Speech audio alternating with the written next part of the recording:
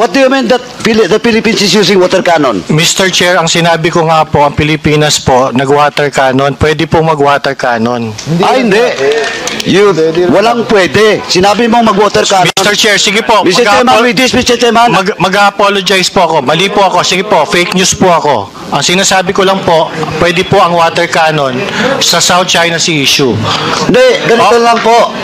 Fake news po ako. Masakit po yun pag ginawa ng ibang bansa o Malaysia, pero yun po ang nature ng base sa South China Sea. Tayo rin po, sir, tayo rin po nagwo-water cannon, Mr. Chair. Tantrums aking realization sa hearing na to. Their loyalty, mga kotsero, is not to the Philippines. Ang sinasabi ko lang, ang loyalty nila na kay Duterte. Ang pagmamahal nila wala sa Pilipinas. Ang pagmamahal nila na kay Duterte. I think that's a common thread sa mga nag-iyakang vloggers. Kailan tayo nag-water cannon against China? Matik fake news eh. Maski dun sa hearing, nagpe-fake news to si Mark Lopez eh.